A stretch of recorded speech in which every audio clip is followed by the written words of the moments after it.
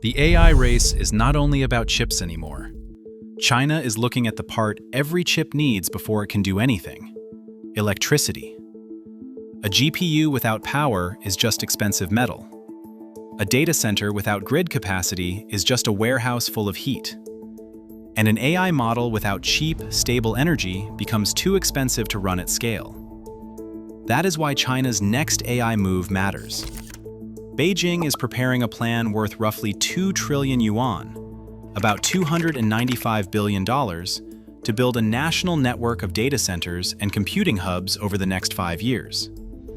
At the same time, China's data centers could add 300 to 500 billion kilowatt hours of electricity demand between 2026 and 2030. The lower end of that estimate is roughly the annual electricity consumption of the United Kingdom. That is the real bottleneck.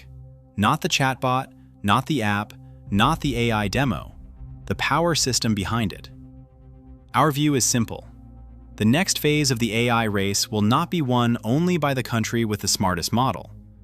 It will be won by the country that can power the most compute at the lowest reliable cost. And China is trying to build that advantage before the rest of the world fully understands the problem. For the last 2 years, the AI race has been sold as a chip race. Who has NVIDIA GPUs? Who has domestic AI chips? Who can train the biggest model? Who can build the largest cluster? Who can survive export controls? Those questions matter, but they are not enough. A chip does not run because it is advanced. It runs because a physical power system keeps feeding it electricity every second. That is where the AI story becomes industrial. A large data center needs grid capacity, land, cooling, backup systems, transmission access, power equipment, water management, and enough electricity to run day and night. This is not a software problem. It is a construction problem, an energy problem, a grid problem, and a supply chain problem. This is where China's strategy becomes dangerous. It is not only chasing the AI layer, it is building the physical layer underneath it. Data centers, renewable power, grid connections, battery storage, industrial parks, transmission lines, cooling systems, power equipment, manufacturing supply chains. That means China is asking a different question from most people. Not just, who can build the smartest AI, but who can build the machine that keeps AI running?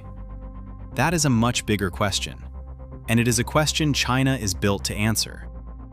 The electricity number is the heart of the story. 300 to 500 billion kilowatt hours is not a small increase. It is national scale demand. 1 kilowatt hour is the unit you pay for when a device uses 1,000 watts for 1 hour. Now multiply that by hundreds of billions. That is what happens when AI stops being a product on a screen and becomes a new industrial load on the grid. A data center does not behave like a normal office building. It wants power constantly, 24 hours a day, 7 days a week. During heat waves, during peak demand, when the model is training, when millions of users are sending prompts, when businesses are running AI tools, when robots, vehicles, factories, and cloud services depend on inference. This is why power becomes strategic. If electricity is expensive, AI is expensive. If electricity is unstable, compute is unstable. If grid connection takes too long, the data center is delayed. And if a country cannot build enough power infrastructure, the AI boom hits a wall. Here is the rough math. If a large AI operation uses 1 billion kilowatt hours a year, every 1 cent difference per kilowatt hour changes the annual power bill by $10 million. 10 billion kilowatt hours turns that 1 cent difference into $100 million. Now imagine that advantage across dozens of data centers. This is why electricity is not a background cost. It can become a weapon. A country with cheaper, reliable power can run more compute, serve more users, train more models, and push more AI into real businesses. Not because its algorithm is automatically better, because its cost structure is better. China appears to understand this earlier than many people expected. A data center is not just a technology facility. It is a heat machine, a land use project, a grid connection, a water and cooling challenge, a battery storage customer, a long-term electricity buyer. China is trying to connect these pieces into one system. Beijing is encouraging green power direct connection models for data centers, industrial parks, zero-carbon parks, and distribution networks. The idea is practical. Do not build AI infrastructure first and hope the grid catches up later. Build compute where power can reach it. Connect renewable energy where possible. Use batteries to smooth supply. Cluster demand in industrial parks. Plan the grid around where the next compute hub should grow. That changes the AI race. It turns AI from a cloud business into a physical infrastructure business. And China is comfortable with physical infrastructure. High-speed rail, ultra-high voltage transmission, solar supply chains, battery factories, industrial parks, ports, power equipment. This is the kind of system China knows how to build. But the plan is not magic. Green power direct connections are hard to scale. Data centers need stable power, not just cheap power. Wind and solar need storage. Renewable energy is often far from the cities and customers that need compute. Cooling can become a water problem. Grid planning can become political. And if too many data centers are built before real demand arrives, China could create another overcapacity cycle. That is the risk. The same machine that builds fast can also overbuild fast. But strategically, the direction is clear. China is not waiting for the AI power problem to become a crisis. It is trying to turn that problem into an advantage. Storage is where this story becomes more interesting. Renewable power can be cheap, but AI does not wait for perfect weather. Solar peaks during the day. Wind changes by region and season. A data center wants power all the time. That is why batteries enter the AI race. China already dominates much of the battery supply chain. Now, sodium-ion batteries are becoming part of the storage story.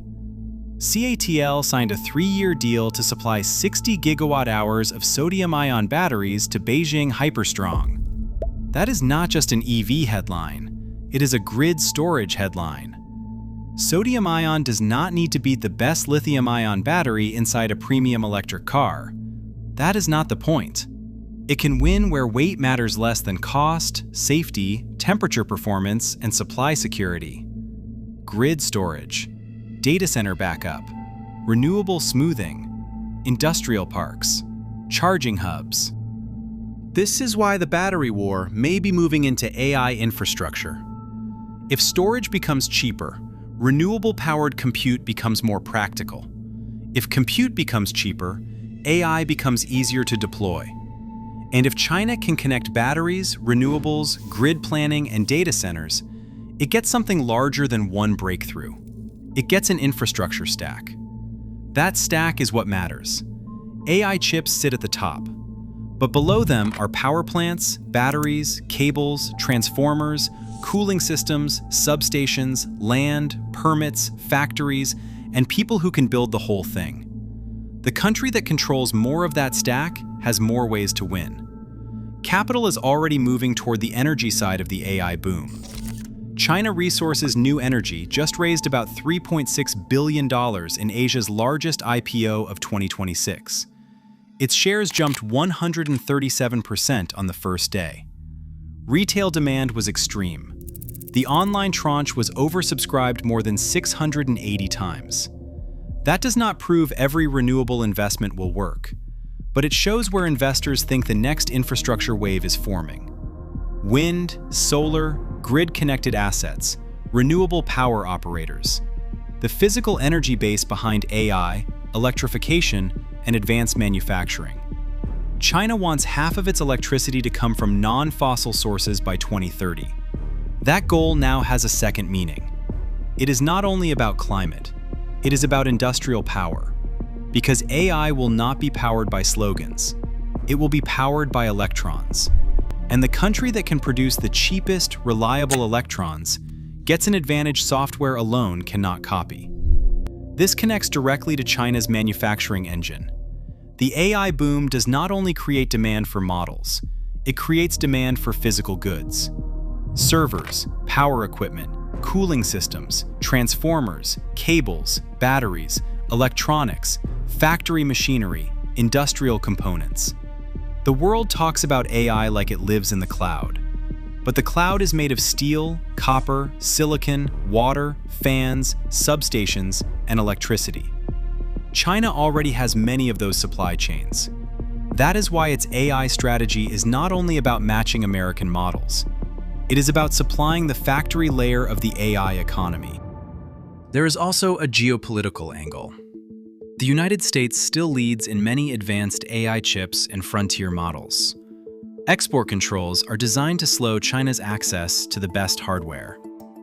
But power infrastructure is harder to sanction. Solar farms are physical. Wind bases are physical. Transmission lines are physical. Battery factories are physical. Industrial parks are physical. If China cannot immediately match every frontier chip, it can still try to win on the system around the chips.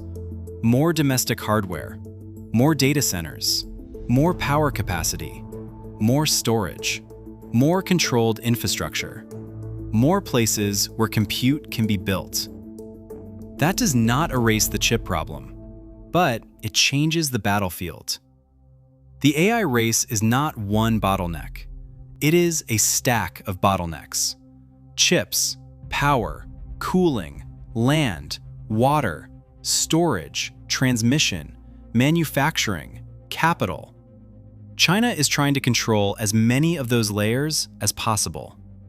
That is why this story matters now. Everyone sees the AI interface, the chat window, the image generator, the coding assistant, the robot brain, the self-driving system.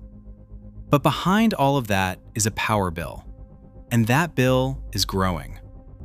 Our conclusion is this: AI may look digital, but the next advantage will be physical. The country that can industrialize intelligence, not just invent it, will shape the next phase of the AI economy. The real AI war may not be fought only in model benchmarks. It may be fought in substations, transmission corridors, battery farms, solar fields, wind bases, data center campuses, cooling systems, and industrial parks. China's plan is not one breakthrough.